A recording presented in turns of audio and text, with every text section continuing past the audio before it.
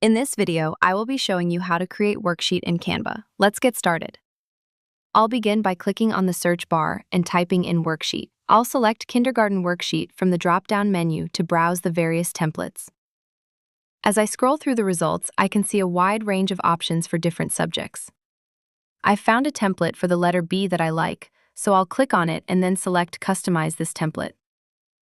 Once the editor opens, I'm going to turn this into a letter A worksheet. I'll click on the Elements tab and search for letter A traceable.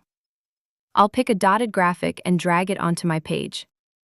Now, I'll delete the old letter B and resize the new A to fit the box.